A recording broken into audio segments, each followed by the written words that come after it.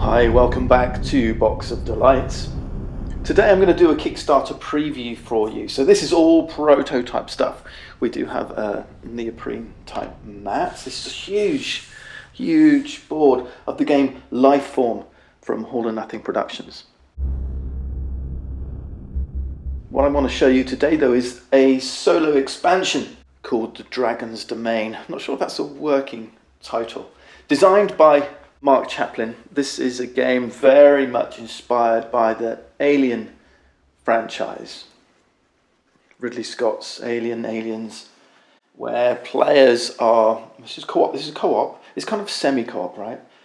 It's 1 to 4 players. One of those players takes on the role of the alien, and the other players, so 1 to 3, take on the role of the crew members trying to escape this spaceship, the commercial mining vessel called Valley Forge, onto a shuttle and escape. And of course, and the game kind of comes in 2 acts. Act 1 is where you're navigating the large vessel here, and then Act 2 is when you make it to the shuttle bay, and potentially the alien has stowed away here and you have to kind of do this final battle. It's possible to win the game at the end of Act 1 if the alien doesn't make it to the shuttle, but more often than not you're going to have to get to this Act 2 and defeat the alien that's here.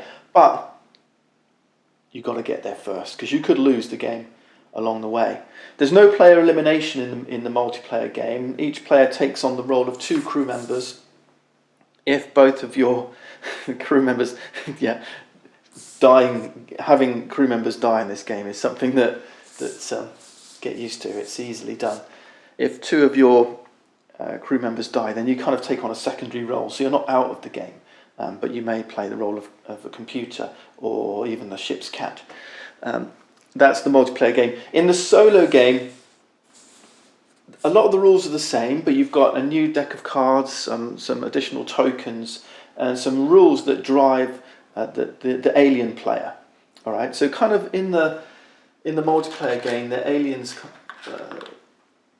moving around like a blip on a map, and there's 2 blips. You don't know which is the real alien and which is the kind of the ghost of the alien, if you like.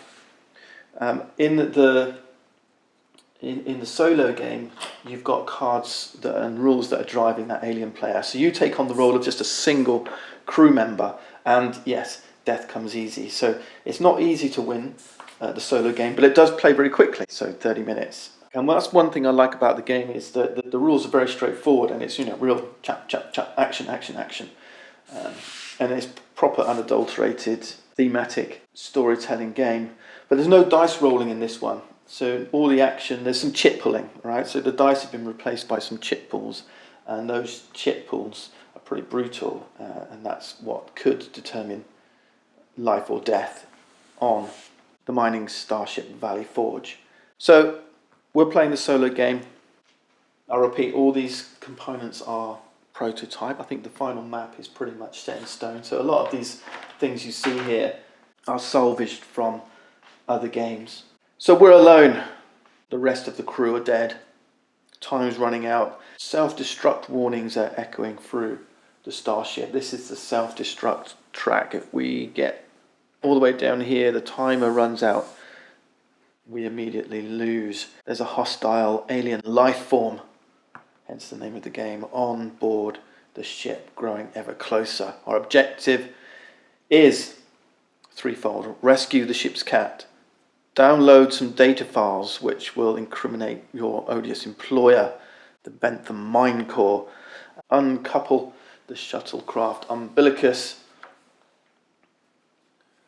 an objective that's hidden on board the starship across one of its 3 decks, decks A, B and C. Have the shuttle loaded with minimum emergency supplies. We've got improved weaponry, coolants, energy cells, halon gas, and we need at least 1 spacesuit. Launch the shuttlecraft and survive this possible climactic battle. But enough about the story, and let's get straight into the gameplay and show you how this thing works. I'm going to set up, grab any one of these player mats. In the solo game, these are purely thematic. Handy reference here. Purely thematic, because we've got an overlay that comes with the solo expansion that overlays these player abilities that you'll see in a 2-player, 3-4 player game. We've got a track here that's going to track where the alien is. So we're carrying with us a motion tracker, and it'll have a blip on there. And it starts at this point here, the alien, 120 meters away. We can take an easier variant. I may actually do this, I think, 140 meters.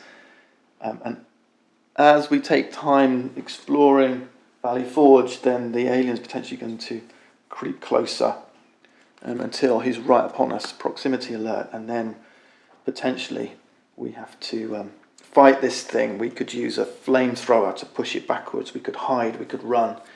And then the all-dangerous chip pull that determines whether we live or die, and ultimately lose the game or continue our quest. Right, so those are those. I'm going to set up anyway, perhaps talk you through this very quickly just so you see what's entailed in setup. First, we're going to fill these halo spaces. We've got a shuttle, a flamethrower next to improved weaponry. If we improve our weaponry, we can take this flamethrower. We've got a man-portable mining laser here in engineering. This is going to help us potentially. If we pick this up, it'll help us combat the alien. There's a Terra deck that goes here in the multiplayer game. We're not using that. Instead, we've got these 3 decks, decks A, B, and C, that drive the alien, or the events that we encounter as we're playing solo. We're going to start over in A deck, so we're going to start with the A deck shuffled up.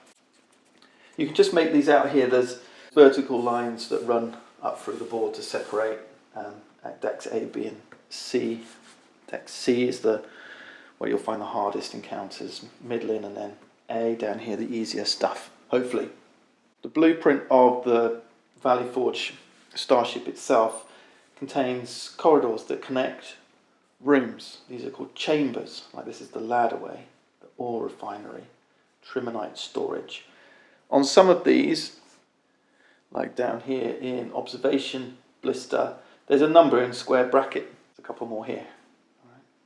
One in supplies, one in hazard storage. These indicate where mission tokens are placed. Right? These are mission tokens. Mission tokens represent things that you can find. These are going to be the supplies we need to supply the shuttle. Improve weaponry, coolant, halon gas, that kind of stuff, and the all-important spacesuit. So what our mission is going to be to travel around, picking these things up, and hopefully collecting the things we need. All right. So I'm going to place, and there's a number for, if it's a 1, you place 1 on. If it's a 2, you place 2 on. So I'm going to get all these placed on the map, and then in the solo game there's an additional 10 tokens that come with the game, and these go down the middle of the board.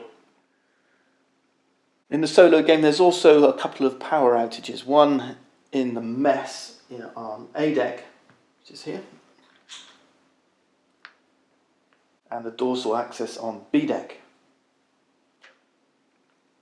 I talked earlier about the chip pulls. These are they either have killed on or still alive, and then we're going to seed the ship with a couple of killed ones, because there's different locations where when you visit them they're going to get put killed tokens in the chip drawer to make it more likely then that the alien's going to kill you.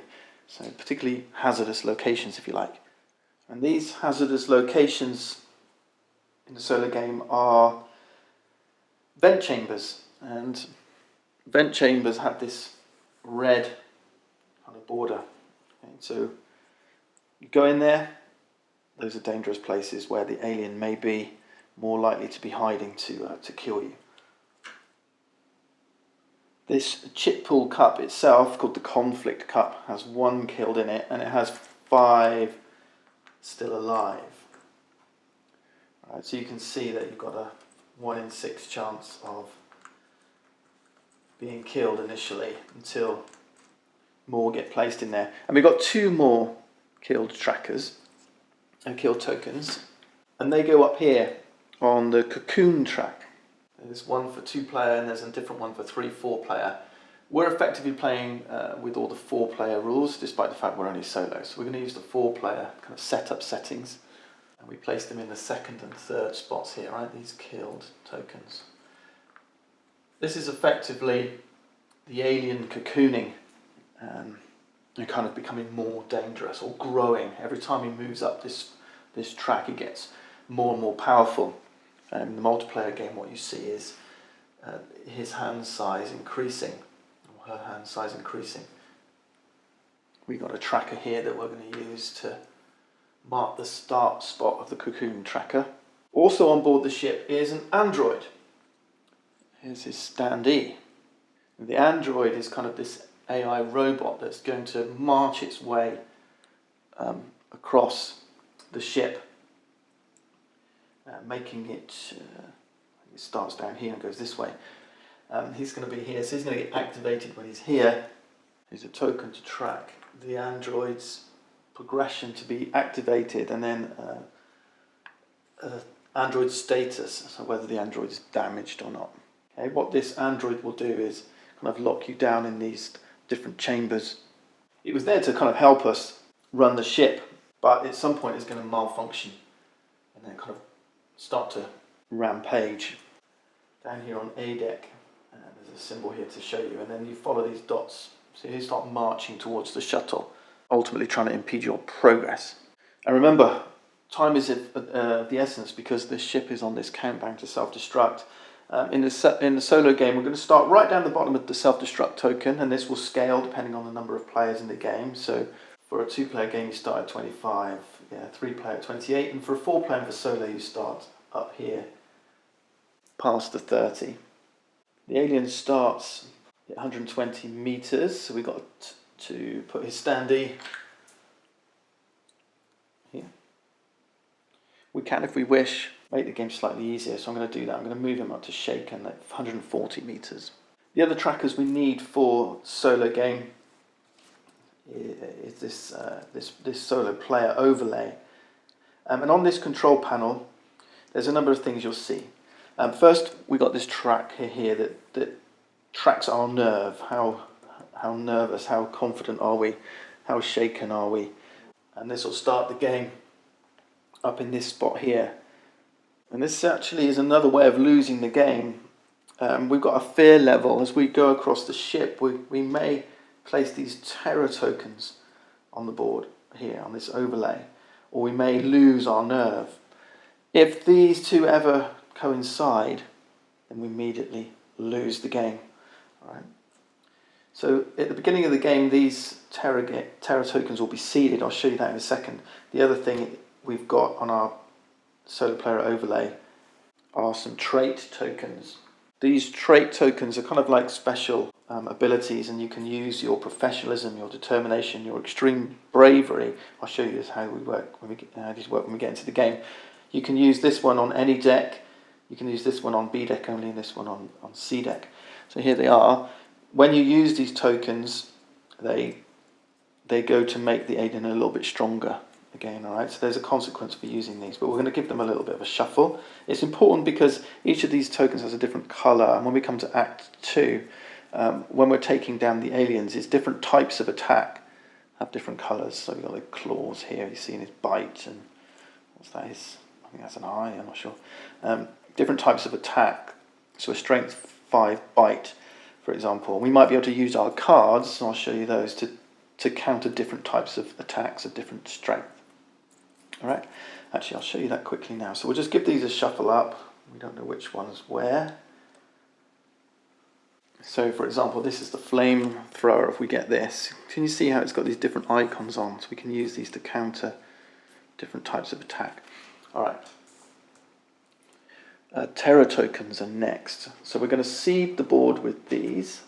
One goes in the cockpit on deck A. The cockpit's really good. It's got a stack of 5 mission tokens. Lots of supplies here, but it's a pretty scary place. There's also one with the mining equipment on deck B. and one in the cryo storage vault on deck C. Each player has a disc. There's loads of discs to represent your location for each character.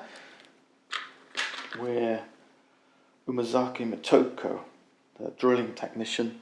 This is where we start the game, over here in the galley, because we're nearly ready to start playing. We just got to mark some of these trackers. So remember, we need to fill these up. We're going to be collecting these and filling up these trackers. Okay. Minimum requirements depend on number of players.